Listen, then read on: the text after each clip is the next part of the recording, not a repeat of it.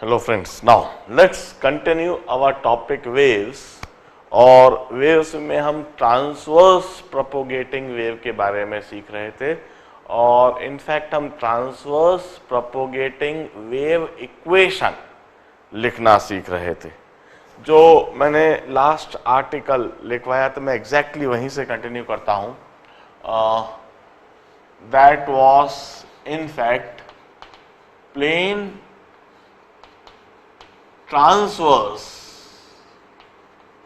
Progressive harmonic wave equation. Plane transverse progressive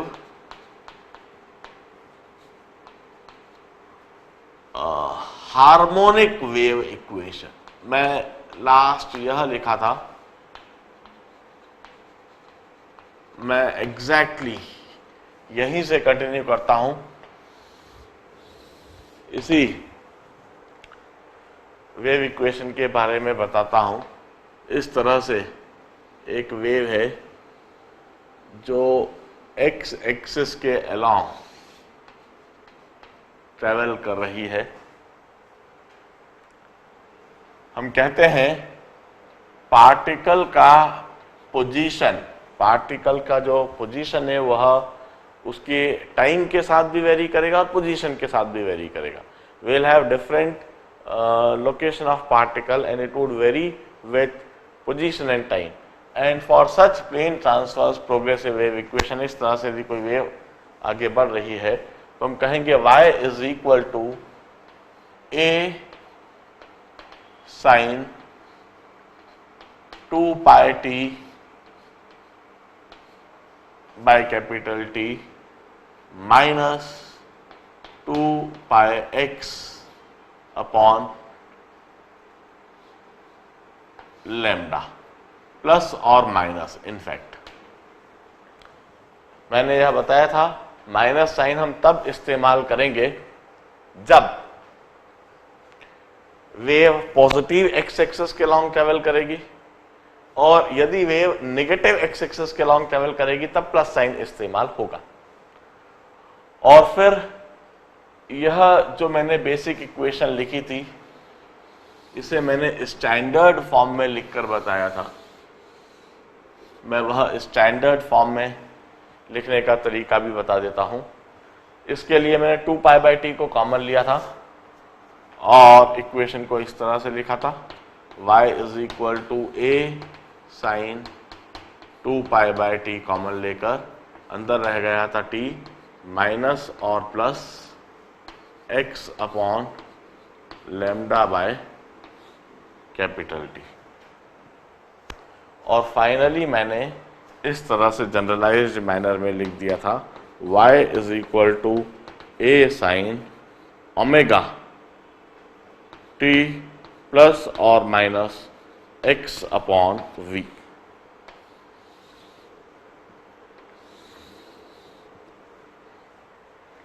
और इस जगह पर मैंने v, this is termed as wave velocity, it's lambda by t, v is lambda by t or lambda into frequency, this is wave velocity। और ये जो omega है this is 2 pi by T और 2 pi into frequency, this omega is 2 pi by T or 2 pi into frequency. It's also called angular velocity or sometimes also termed as angular frequency of wave. This is angular velocity. Circular motion में तो angular velocity कहते हैं, जबकि मैंने SHM में भी बताया था कि SHM में या वेव्स में इस टर्म को हम angular frequency भी कहते हैं और angular frequency।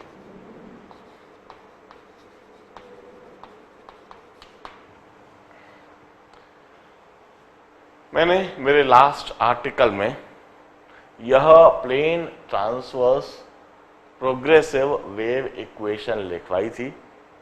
Now this wave equation is written when we take at mean position, origin at mean position, हम ओरिजिन को मीन पोजीशन पर ले ले तो हम इस तरह से इक्वेशन को लिखते हैं। हम इसे और भी कई फॉर्मेट में लिख सकते हैं। यदि मैं इसको 2π/t बाहर 2π/t बाहर निकालूं और साथ में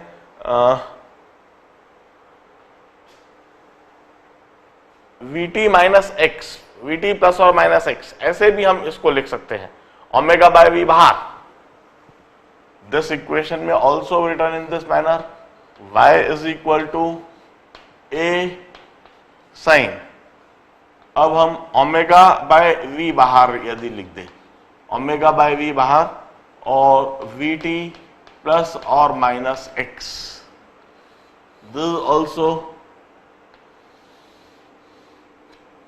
the form in which I can write the same equation। जरा देखिए, मैंने ओमेगा बाहर था, v भी बाहर निकाल लिया, तो इधर vt दिखने लगा, ω/v डिनोमिनेटर में v और प्लस और माइनस एक्स। और it may be also done, argument को हम बिल्कुल उलट के भी लिख सकते हैं, आर्ग्यूमेंट को हम बिल्कुल उलट के भी लिख सकते हैं। इधर मैं बस यह बात जरूर लिख दूं, if wave traveling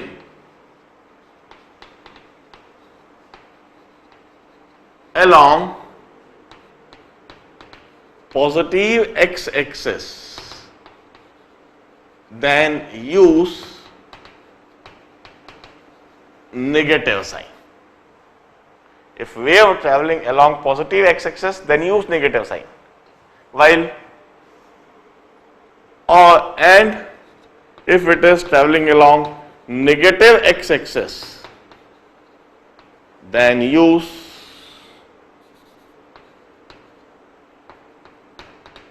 positive sign.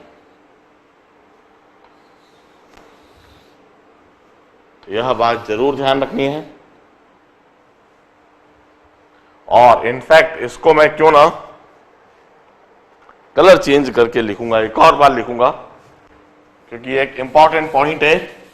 और इधर पॉजिटिव और नेगेटिव कब इस्तेमाल करा जाना, यह बात समझना जरूरी है। यह जो इक्वेशन है, यह इक्वेशन में भी, यह इक्वेशन में भी और यह इक्वेशन में भी, use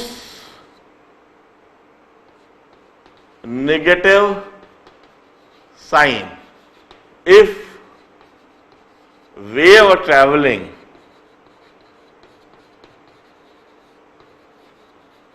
along x-axis.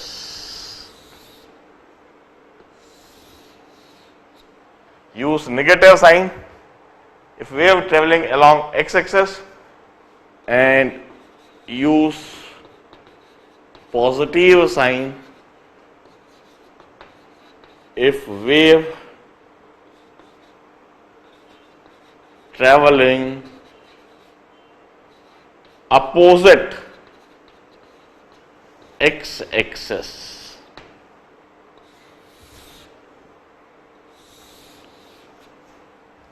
Now,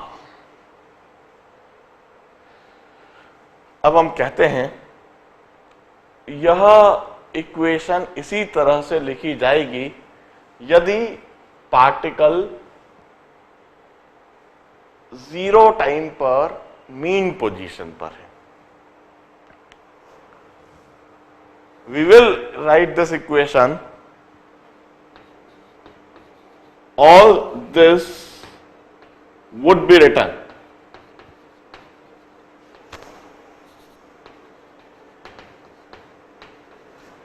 if at t equal to 0 particle at mean position, if at t is equal to 0 particle is at mean position and moving in positive direction। यह सारी equation तब लिखी जाएंगी। अब खास बात, यदि t इक्वल टू 0 पर पार्टिकल मीन पोजीशन पर नहीं हो उसका इनिशियली कुछ फाइनाइट डिस्प्लेसमेंट हो, उसका इनिशियली कुछ फाइनाइट फेज हो। मतलब t इक्वल टू 0 हम कोई इस पार्टिकल के लिए ले लें। If we define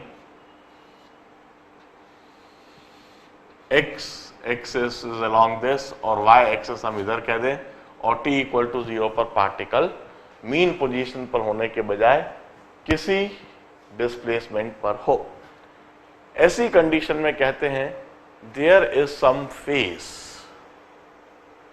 eight 0 time for the particle at origin. In that case इस इक्वेशन में सिर्फ एक छोटा सा फर्क आ जाता है। यह जो साइन का आर्ग्यूमेंट है जो हमने लिखा है 2 pi T by capital T plus और minus 2 pi x by lambda, इसमें प्लस फाई नॉट लिखा जाएगा इस तरीके से। अब जो नई इक्वेशन हम लिखेंगे वह इस तरह से लिखी जाएगी, y is equal to A sine 2 pi T by capital T minus और plus 2 pi x by lambda plus phi not.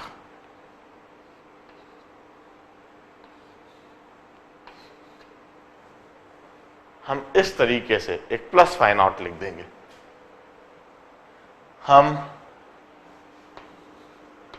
इसे रीअरेंज करके y equal to A sine omega t minus और plus x by v plus phi naught, हम इस तरीके से लिख देंगे। या फिर हम इस तरीके से लिखेंगे y equal to A sine omega by v v t minus और plus x plus phi naught. This is the standard form of plane transverse progressive wave equation. This is the standard form of plane transverse progressive wave equation. Progressive wave equation. और इन सभी standard form में मैंने यह बात already बता दी, 2 pi by T, T is the time period, lambda is the wavelength, T is the time period, lambda is the wavelength. हमने time period T को कैसे डिफाइन करा है? It's time during which particle gets in same phase. Wavelength lambda को कैसे define करा है? It's path, minimum path और the minimum separation between the two particles in same phase. इस तरह से हमने लैम्डा और टी को डिफाइन करा है। 2 pi is a constant, A is amplitude, इधर मैं लिखूंगा A is amplitude of wave. A is amplitude of wave. It's the maximum displacement. फिर मैंने डिफाइन करा V. V is this wave velocity. किस वेलोसिटी से वेव आगे बढ़ रही है या फिर किस वेलोसिटी से डिस्टर्बेंस पल्स आगे बढ़ रहा है, किस वेलोसिटी से एनर्जी पल्स आगे बढ़ रहा है। This wave velocity is given by lambda by t और lambda into frequency. This is wave velocity. यह वेव वेलोसिटी की डेफिनेशन को बड़े ध्यान से देखें। हम इस वेव वेलोसिटी को डिटरमाइन करने का तरीका बताएंगे कि किन बातों पर यह वेव वेलोसिटी डिपेंड करती है किसी भी ट्रांसवर्स प्रोग्रेसिव वेव के लिए या किसी भी प्रोग्रेसिव वेव के लिए। Omega is angular velocity. और एंगुलर फ्रीक्वेंसी।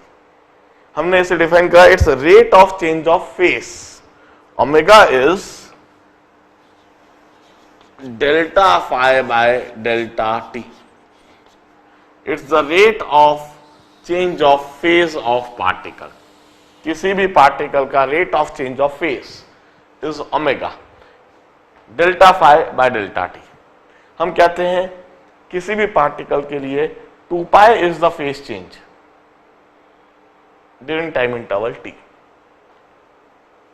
यह जो हमने लिखा था फाई के लिए एक्सप्रेशन लिखा था, फाई के लिए एक्सप्रेशन लिखा था 2 pi T by capital T, और इधर से हमने यह कंक्लूड कर लिया था कि delta phi is 2 pi delta t by t, और rate of change of phase delta phi by delta t is 2 pi by t. इस तरीके से हमने एंगुलर फ्रीक्वेंसी के लिए यह एक्सप्रेशन लिखा था। Angular frequency is 2 pi bye capital T और 2 पाई इंटू फ्रीक्वेंसी, और वह एंगुलर फ्रीक्वेंसी इस जगह पर दिख रहा है ए साइन ओमेगा टी प्लस और माइनस एक्स बाय वी। इसी इक्वेशन को हमने दोबारा रीअरेंज करा, इसमें से वेलोसिटी बाहर निकाल ली ए साइन ओमेगा बाय वी। अब यह वेलोसिटी इधर न्यूमरेटर में दिखने लगेगा वी टी प्लस और माइनस एक्स। हम कहते हैं यह इक्वेशन और यह इक्वेशन, ये तीनों ही एक ही इक्वेशन है, सिर्फ अलग अलग तरीके से लिखी गई है। तीनों ही इक्वेशन को हम कहेंगे plane transverse progressive harmonic wave equation. Plane शब्द मैंने इसलिए इस्तेमाल करा because the wave is along the plane, all the movement of particle is along the plane. कोई सा भी पार्टिकल एक प्लेन के अलोंग मूव कर रहा है। ट्रांसवर्स शब्द का मैंने इसलिए इस्तेमाल करा है because at any instant particle velocity is perpendicular to wave velocity. Progressive शब्द का मैंने इस्तेमाल करा है because the disturbance is propagating along the medium along the length of the rope।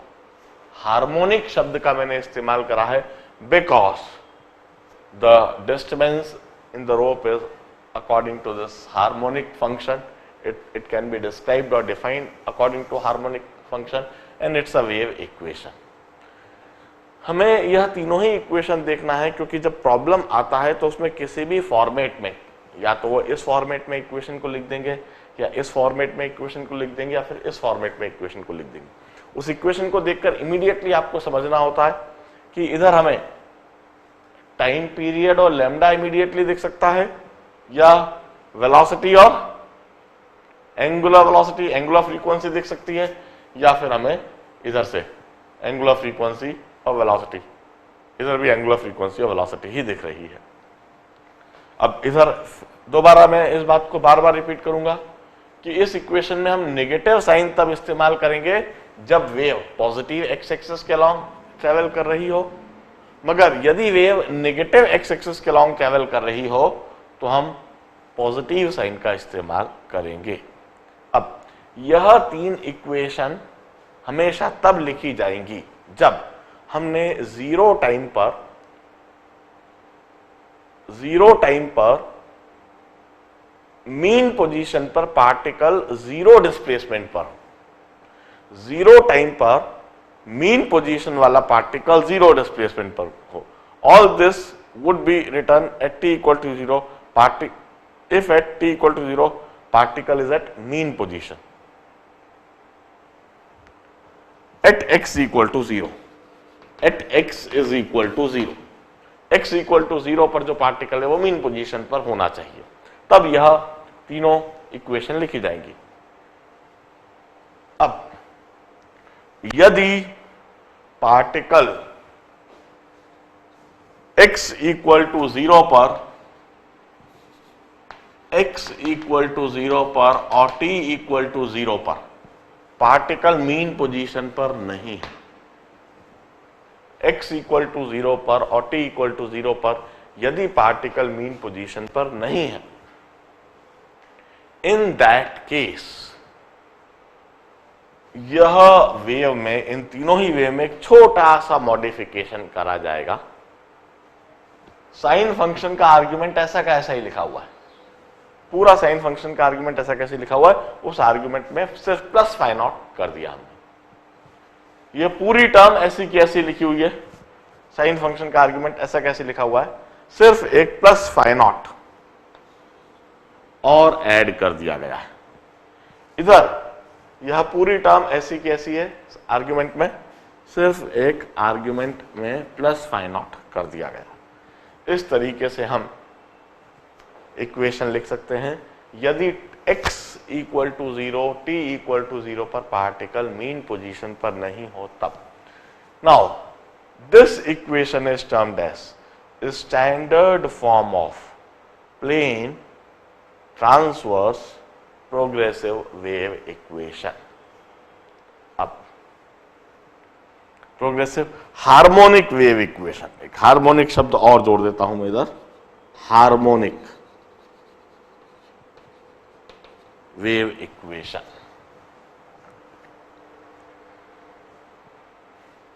यह सारी बात देखने के बाद you can start with the number of problems. अब इसमें velocity, angular velocity, time period, wavelength, ये सब डिटरमाइन करने के लिए प्रॉब्लम्स स्टार्ट करे जा सकते हैं। अब मैं वह सिचुएशन बताता हूं जब ट्रांसवर्स वेव हो मगर वो हार्मोनिक नहीं, वह किसी भी फॉर्म में हो।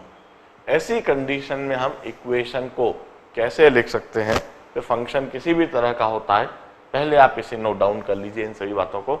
मैं अब इसको और भी जनरलाइज्ड बनाने की कोशिश करूंगा। Please note it down.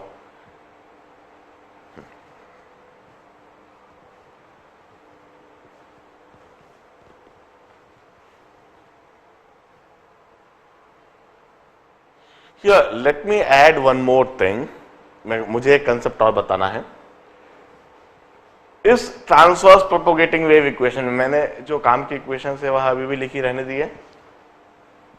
कोई सा भी particle, this v is wave velocity, इधर ये जो v है वेव वेलोसिटी है। I am introducing the concept of particle velocity. Particle velocity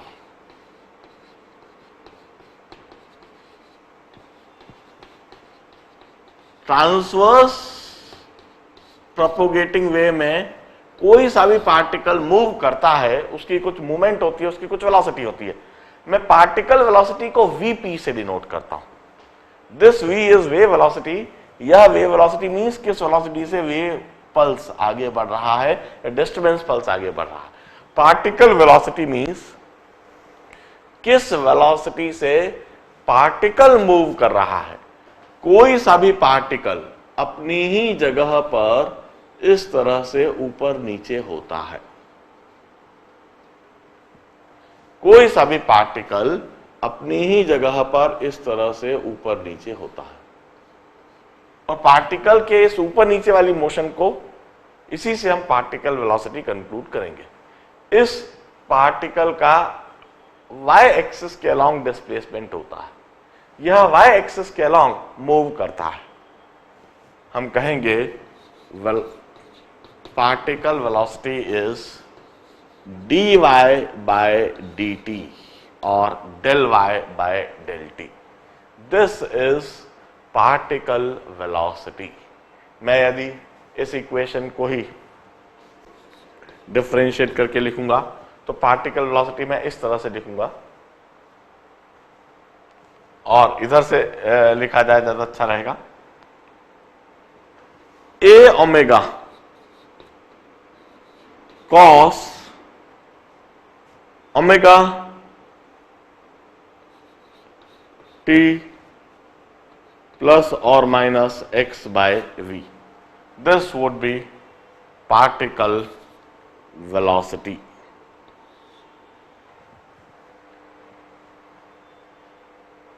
And particle velocity would not remain a constant. Wave velocity तो constant रहेगी, वेव वेलोसिटी के आगे लिख देता हूं मैं, it's a constant, it's a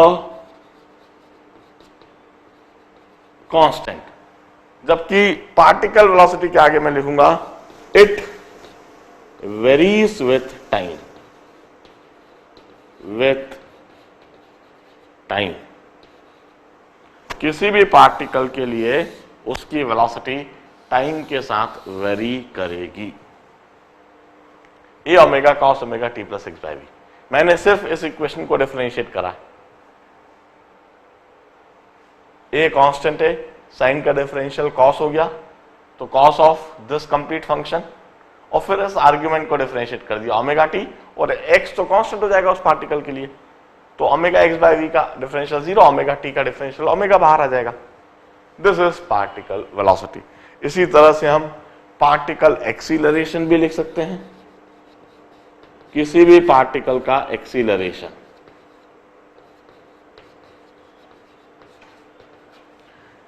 wave तो कभी भी एक्सीलरेट नहीं होगी क्योंकि वेव की वेलोसिटी बिल्कुल फिक्स है, वेव वेलोसिटी, वेव कभी भी एक्सीलरेट नहीं होती, मगर पार्टिकल एक्सीलरेट होता है। ये जो पार्टिकल है हम कहेंगे एक्सीलरेशन ऑफ पार्टिकल, मैं इसको एपी से डिनोट कर देता हूं। Acceleration of particle is dvp by dt or d2y by dt2, and you would find it to be equal to minus omega square y. This is particle acceleration.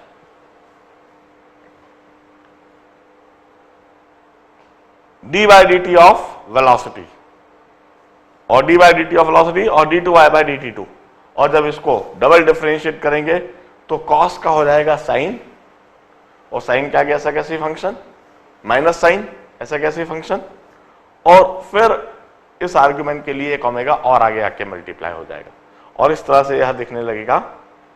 मैं एक बार क्यों ना करके ही दिखा दूं। इसी समय एक्सीलरेशन ऑफ पार्टिकल,